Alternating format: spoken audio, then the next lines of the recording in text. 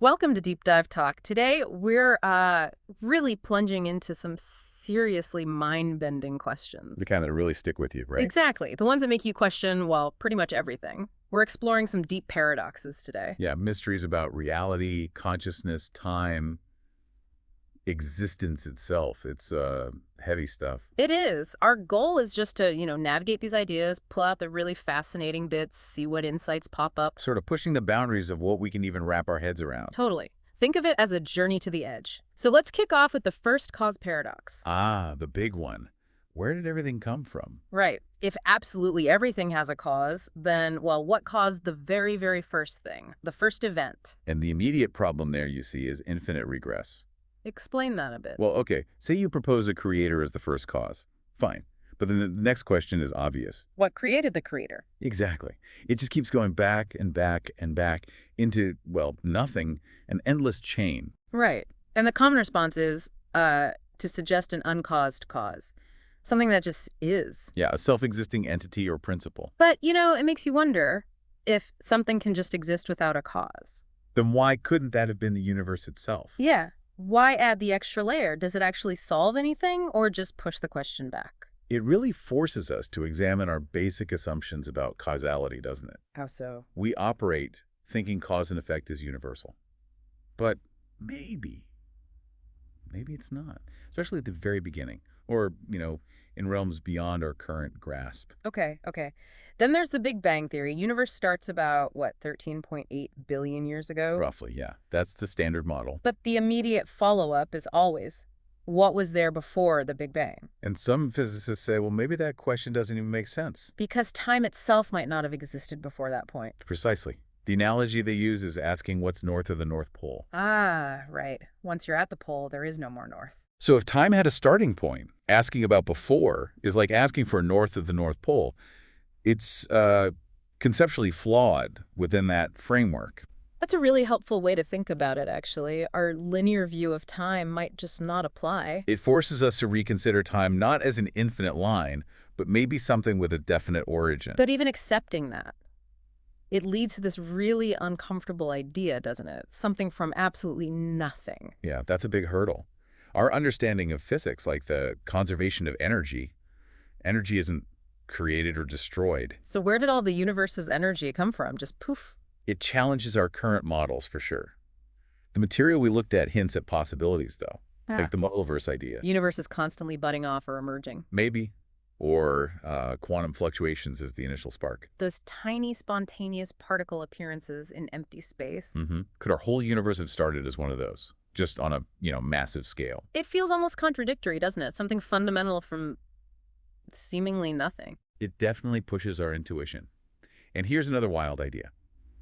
Maybe causality itself isn't fundamental. Wait, how? Maybe it's just something that emerges from how we perceive time. So if past, present, and future all coexist, like in some models, Then the whole idea of a first cause just dissolves, right? because there's no sequence, just everything existing at once. Exactly. It suggests a reality fundamentally different from our step-by-step experience.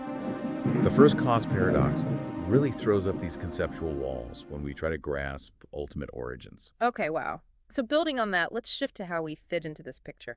The infinite observer paradox. Right. Can anything be truly observed without setting off this, endless chain reaction of observers? And this ties into quantum mechanics, doesn't it? The double slit experiment. It does, very directly. The experiment seems to show that the act of observing a quantum particle actually changes its behavior. Yeah, the electron acts like a wave, all possibilities at once, until you look. And bam, it collapses into a single point. Which makes you wonder, does the universe only become real or concrete when it's being observed? And that leads to the question, who or what was the first observer? Did reality wait for consciousness? Or was there some kind of, primordial observation happening way back then? And then the paradox turns inward, right? If I observe something. What observes you observing it? Yeah, it's like standing between two mirrors, infinite reflections. Observers all the way down. The material mentions panpsychism too, the idea that consciousness isn't special to brains, but maybe a fundamental property of matter itself. So even tiny particles have some basic awareness. If that's true, maybe observation is just inherent in reality.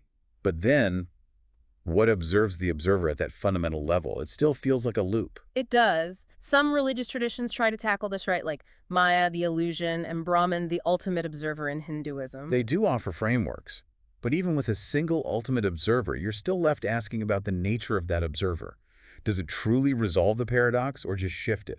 Good point. What about the scientific idea of the universe as a self-simulating system, observing itself? Cosmic feedback loop. It's a fascinating concept. But does it answer the who started it question? Not really. Even in a self-observing system, you still have the issue of initial conditions. How did the self-observation begin? It's very recursive. So we're back to square one, you know? And then there's the really wild possibility. Maybe nothing's actually being observed. And reality is just an illusion of perception, like a show with no audience. It's mind-bending. Is observation required for existence? The infinite observer paradox really makes you think about our role in it all. Okay, so observation complicates things.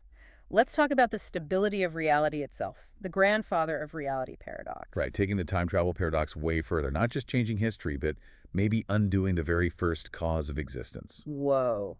So if you could somehow prevent the Big Bang, Would the universe just unravel, undo itself? could it retroactively cease to exist? Gotcha. That's deeply unsettling. It absolutely challenges our linear cause and effect view of time. And quantum mechanics makes it even weirder, doesn't it? With things like entanglement, where cause and effects get blurry. Exactly. And then there's retrocausality. The future influencing the past. Seriously. If that's possible, yeah. Reality could be constantly rewriting itself. So the grandfather of reality paradox with retrocausality, it's like existence is in this constant flux, causes and effects bouncing across time. It's a possible interpretation. And philosophers have long debated if time itself is even real, fundamentally. If time's an illusion, maybe causality is too, and the paradox disappears. It's a potential way out. If time isn't fundamental, our whole understanding shifts. It suggests a reality may be more interconnected, less linear. But the idea that the future could erase the past, that makes reality feel incredibly fragile. It does, is what we see as vulnerable to being undone by things that haven't even happened from our perspective. The multiverse idea helps with the classic grandfather paradox, right? Preventing something just creates a new timeline. It does offer that escape hatch. Yeah. But even then, you're still asking, is there a single real reality? Or just endless branches? Still leaves fundamental questions. This paradox really pushes our concepts of time and causality to the absolute limit. It really does. Okay, let's shift focus inwards again. The mirror consciousness dilemma. Ah, the reflection. When you look in the mirror, is that image aware? Or just light bouncing off glass? And if it's not conscious, how can we be so sure that we are? Oof. Yeah. It forces you to confront your own self-awareness. We just assume it's real, but what if it's just a very good imitation? What if consciousness isn't a thing, but a process, like a feedback loop in the brain? Tricking itself into thinking there's a you at the center. Possibly. Maybe there's no core I, just the brain observing its own activity, creating this feeling of self as an emergent property. So where does the loop start? What keeps it going? Good questions. Yeah. And then there's the idea that the self isn't unified at all. Just fragments of experience stitched together. Yeah, like a narrative the brain constructs, but then who's experiencing the fragments? Who's doing the stitching? Right. If there's no stable I who has the experiences, it messes with your intuition. And the perfect mirror clone thought experiment. That's really unsettling. An exact copy. Both think they're conscious. Which one is real? Or neither? Or both. It highlights how hard it is to define, let alone prove, consciousness. If we made something indistinguishable from us, claiming consciousness, how could we test it? How does that apply to us? Then there's the idea of universal consciousness. Our awareness is just a fragment of some bigger whole. An interesting perspective, like Brahman in Hinduism. Right. But again, who or what observes that universal consciousness? It just shifts the question up a level, doesn't it? Pretty much. Yeah. So are we just in this endless hall of mirrors, reflections bouncing around, but no one truly looking? That's a spooky thought. Is self-awareness real or just an elaborate cosmic trick? The mirror makes you wonder. Definitely. Let's move to another time puzzle. The unreachable present paradox. Okay, this one says, by the time we even think about now, it's already gone. Basically, yeah. It dives into how our brains process time. There's a delay. That 80-millisecond delay, right, between sensory input and conscious awareness. Something like that. So the now we experience is technically already the immediate past. We're always slightly behind reality. Like constantly playing catch up. But what is the present moment then? Is it a duration? Yeah. Or just an infinitely thin line between past and future? A point we can never actually occupy. So maybe now is just an illusion our brain creates to make sense of the flow. It's a compelling idea. And then relativity complicates it even more. Because time is relative. Different observers disagree on what now is. Exactly. Your now might be my slightly before or slightly after if we're moving differently. There's no single universal present moment. Wow, so present doesn't even mean the same thing everywhere. What about the block universe theory? Ah, yeah. That suggests past, present, and future all exist simultaneously, like a four-dimensional block. And our experience of time flowing is just our consciousness moving along this block. That's the idea. It's an illusion of passage. But if that's true, the future already exists. That sounds very deterministic. It certainly challenges free will, doesn't it? If all moments are equally real, are our choices just us experiencing a pre-existing path? But the counter-argument is that only the present is real. Past is memory, future is potential. Right. But as this paradox shows, we can never actually grasp that present moment. It's always slipping away. Like trying to hold water, so elusive. This paradox really messes with our fundamental experience of time. It truly does. Okay, let's transition into knowledge and free will, the omniscience paradox. If there's an all-knowing being, someone who knows the entire future, Does that leave any room for genuine free will for us? if the future is known, isn't it already set, fixed? It's a classic deep puzzle. Philosophy, theology, even science touches on it. If perfect knowledge of the future exists, what does that mean for our choices? Are they really choices? Seems like it has to be one or the other, right? Either the future is knowable and fixed, so no free will. Or free will is real, meaning the future is open and therefore cannot be known with absolute certainty. Some argue knowing isn't controlling, though. An omniscient being might just see all outcomes without causing them. True, but even if they just know what choice I will make, doesn't that still predetermine it, effectively? Yeah, that's the crux. If it's known I'll pick A, can I really freely choose B? It feels like the possibility of B vanishes. That's the heart of the paradox. Religious traditions grapple with this via divine omniscience. If God knows, everything will do. Are we just following a script? Does moral responsibility even make sense? If our actions are predetermined, can we be blamed or praised? Science bumps into this too, with determinism. Like, if we knew the position of every atom, could we predict everything, including our thoughts? In theory, under strict determinism, yes.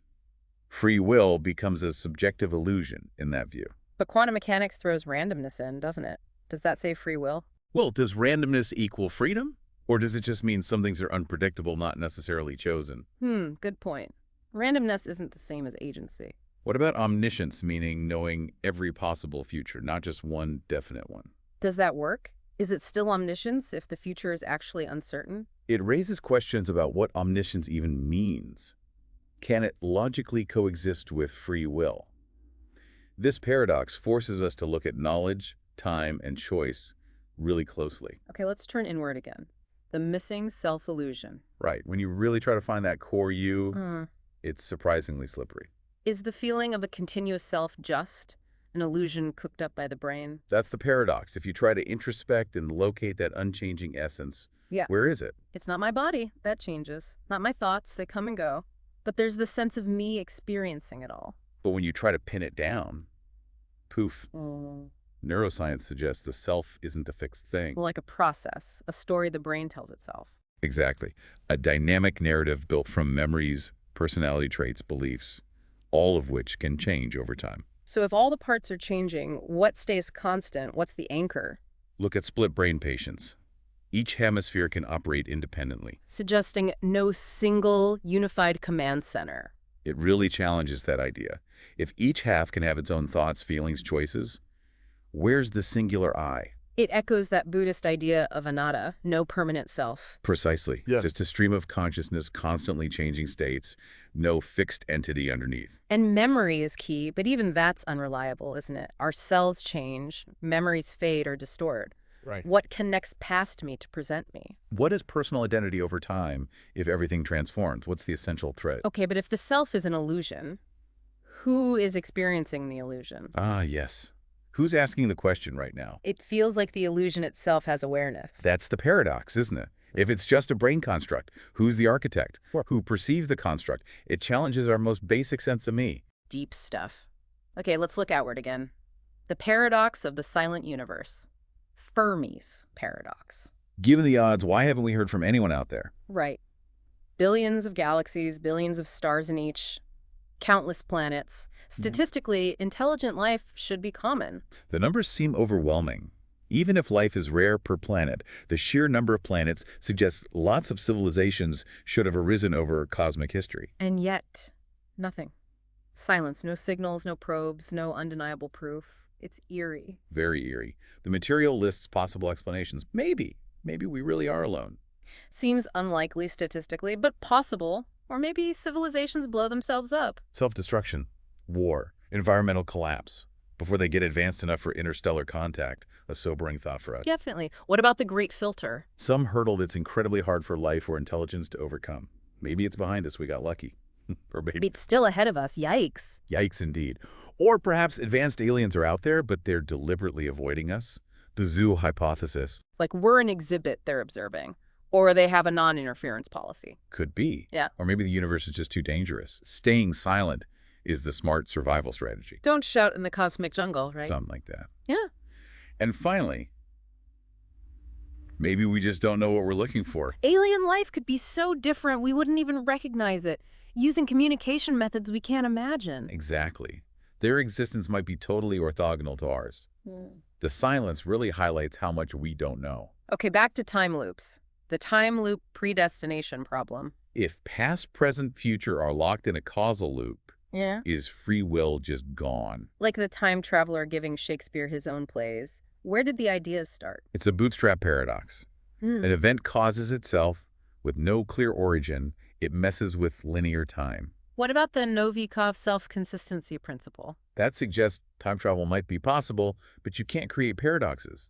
Events conspire to remain consistent. So if you try to prevent a disaster, you accidentally cause it. Your actions were always part of the loop. According to that principle, yes. Your attempt to change the past becomes the mechanism that ensures it happens. So if we're in these loops, does choice mean anything? Are we just playing out a pre-written sequence? It definitely challenges free will. If future influences past and vice versa, it feels predetermined. Our sense of agency might just be subjective. And cause and effect get totally flipped. A happens because C already happened in the future. So weird. Totally nonlinear. The multiverse idea offers an escape hatch again, right? Yeah. Branching timelines. Yeah, time travel creates a new reality, avoiding paradox in the original one. But then, which timeline are we in? Does it just push the question? It feels like it. Yeah. This time loop problem really makes you question time and whether free will fits in. Okay, let's consider another quantum idea. The doppelganger reality split. Multiple realities existing at once. With different versions of you. Yeah, based on the many worlds interpretation of quantum mechanics. Every quantum choice splits the universe, creating parallel worlds for every outcome. That's the mind-bending idea. An infinite or near infinite number of universes, each slightly different, each with a version of you living out different possibilities. And those weird feelings, déjà vu, strange memories, vivid dreams, could they be glimpses? Some speculate, yeah. Brief overlaps or echoes from parallel worlds. The Mandela effect, too, shared false memories, maybe hints of other timelines. So if there are infinite me's, who's the real one? Is my consciousness stuck here? Big questions about identity. Is you tied to one timeline? Or could consciousness span multiple branches? What about reality switching? Consciousness jumping timelines, maybe during NDEs or deep meditation. Highly speculative, of course, no proof. But these altered states do push the boundaries of our perception. So is my sense of self just one tiny flicker among countless others living different lives? That's humbling. And a bit scary. It forces you to rethink uniqueness and identity in a potentially infinite multiverse. Okay, let's tackle distinguishing reality itself.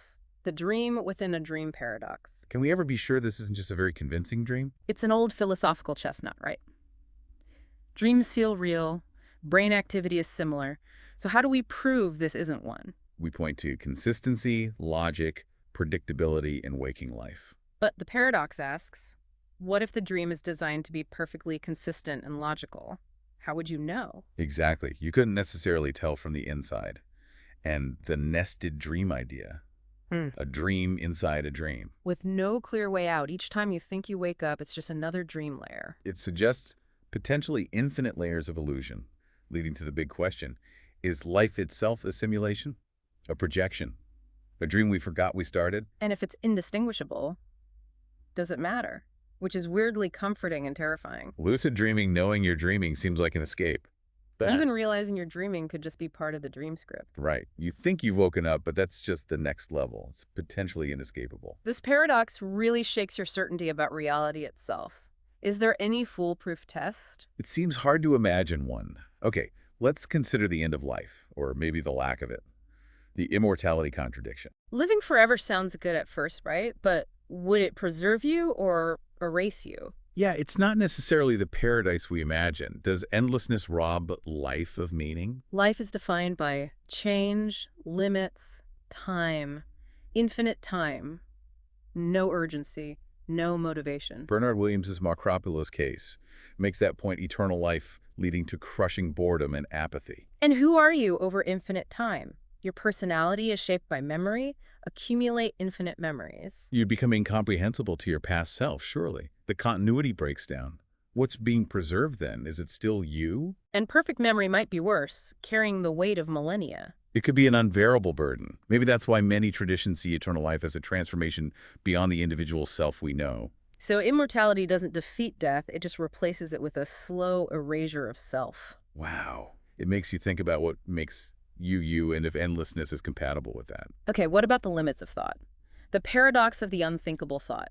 If there are thoughts literally beyond our ability to conceive, how would we know? And if we can't know, do they exist? This hits the boundaries of human cognition. Language, culture, brain structure, they all limit us. Like the mantis shrimp seeing colors we can't even imagine. Are there whole realms of understanding invisible to us? It seems plausible.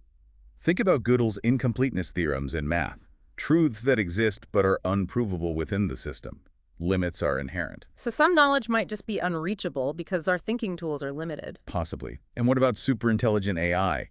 Could it think thoughts we simply cannot grasp? Could the answers to the biggest mysteries be unthinkable thoughts for humans? Maybe enlightenment or altered states offer glimpses beyond our normal cognitive limits. Some traditions suggest that, yeah. It seems the biggest limit isn't what we don't know, but what we can't even imagine asking. A humbling thought. Let's move to our subjective cage. The observer's prism paradox. We're trapped inside our own minds, right? Can never directly experience anything else. That's the idea. Stuck in subjective experience. Can't swap minds, can't know what it's really like to be someone else. Leads to the problem of other minds. How are we sure anyone else is conscious? We assume, but can't prove. What if everyone else is a philosophical zombie? Or a simulation? And AI mimicking consciousness perfectly. How could we tell if it's real inside? We couldn't, definitively. It leads towards solipsism. Only my mind is certain. Everything else might be projection. It's an extreme view, but the paradox highlights that challenge of verifying anything outside subjective experience. And if observation affects reality, quantum stuff, and my observation is the only one I can confirm, does the universe depend on me looking? Whoa, that's a radical implication. This prison forces us to confront how limited and isolated our individual perspective might be. Okay, let's challenge identity again. The paradox of the forgotten future. If my future self has no memory of being me now, is it still me? It questions personal continuity, especially if memory is the main link. Like severe amnesia cases. They continue living, but are they the same person without their past? It's tough. It suggests our sense of self is deeply tied to memory. Without it, the connection feels broken. So, from my perspective now, my distant future self is almost a stranger I'll never experience being. In a way, yes. The you now will be replaced by a future you with different memories, experiences. The continuity is maybe more fragile than we think. Does this change how we think about death? If each now version of us is replaced anyway, is death just the final replacement? Is the fear misplaced if the you fearing it won't experience the end? It makes you question if the self is one continuous thing or just disconnected moments linked by memory. A profound challenge to our intuition. Now, let's tackle non-existence itself. The non-existence awareness problem. If death is just lights out, no consciousness, then there's no you to notice it. Exactly. From your subjective viewpoint, you can never experience non-existence. The concept requires an observer that wouldn't be there. We can't imagine it without inserting ourselves into the picture, which defeats the point. Like Epicurus said, death is nothing to fear because we don't experience it. While we're alive, death isn't here. When death is here, we aren't. It's outside conscious experience. Consciousness is all we know. Total unconsciousness, true non-being, is unrememberable, unimaginable from the inside. It's fundamentally outside our reality. Yeah. So the paradox is, if we can never be aware of not existing, are we, in a way, trapped in existence? Could death just be an eternal blankness, but with no one there to register the blankness? From our perspective, it remains impossible to grasp. Some quantum ideas linking consciousness and reality make it even weirder. So if all we can know is existence, is that all there is for us? If death can't be experienced, does it happen to the individual? Weird loop. It forces us to confront the ultimate unknown and the limits of consciousness understanding its own end. Okay, two more quick ones. The paradox of the impossible choice. When you must decide, but all rational basis collapses. Like Burden's ass, starving between two identical hay bales. How does a choice happen with perfectly balanced options? Or more complex choices with equally good or bad outcomes. If free will is an illusion anyway, and everything has a prior cause, Yeah. can any choice truly be made? Do we choose? Or just become aware of a predetermined outcome? Neuroscience hints the brain decides before we're consciously aware of choosing. Like, our choices are just us catching up to what the brain already set in Or motion. maybe. Quantum uncertainty might play a role, particles in uncertain states until observed. Do choices work like that? But again, does randomness equal choice? If choices are illusions, does anything matter? That's a bleak thought. It challenges meaning and responsibility. Let's link that directly to the illusion of free will dilemma. Our strong feeling of being in control versus maybe we're just complex machines following patterns. Every decision traces back to prior causes. Right. Genetics, upbringing, environment. Are we really originating the choice? Libet's experiments showing brain activity before conscious decision. That's hard to ignore. And physics. Determinism. If the universe follows cause and effect, were all our thoughts and actions set in motion at the Big Bang? Rewind and replay would always be the same. Quantum randomness doesn't automatically grant freedom, as we said. So if free will is an illusion, what about morality? Responsibility? Punishment? Can you hold someone responsible for predetermined actions? Compatibilism tries to reconcile them. Saying free will means acting on internal motivations, even if determined. But are those motivations freely chosen? It gets circular. Okay, one more deep dive here. The paradox of the mind that cannot observe itself. If consciousness perceives, how can it perceive itself? Uh-uh. Observing the observer problem again, but internally. It's not like looking at your hand. The mind is the observer. What observes it? Neuroscience suggests self isn't one thing, but distributed processes. No single observer part. Maybe the experience is inseparable from the observing. Advaita Vedanta uses the analogy of fire trying to burn itself. Zen says there's no separate self to find. Cognitive science might call consciousness a useful hallucination of selfhood. Nothing actually there to observe. Like the brain in a vat idea. If the self is a construct, how do we know it's real? And if observation alters reality, but the mind can't observe itself, how does it know it exists? Is the mind stuck in an unprovable loop? Wow. Okay, finally, the final question paradox. Even if we knew almost everything, would there always be one last unanswerable question? Every answer leads to more questions, right? The more we learn, the bigger the boundary of our ignorance seems. Think of the biggest questions. Why something rather than nothing? Consciousness. Is the universe finite? Would answering those really be the end? Socrates, I know that I know nothing. True wisdom is realizing the depth of ignorance. Gödel again. Truths beyond reach within any system? Is our understanding itself a system with inherent limits? Could there be questions we can't even formulate with our language or concepts? Unaskable questions. Maybe super AI hits an unanswerable question. Or maybe the final question is only found beyond thought, time, space. Perhaps the act of questioning itself is what keeps reality unfolding. No final answer needed. A fascinating possibility. So, as we've seen, exploring all this. Yeah, it's clear these paradoxes don't give easy answers. At all. No, they mostly highlight complexity, the limits of our understanding. From reality itself to consciousness, free will, these questions keep challenging us. But maybe the real value isn't finding the solution.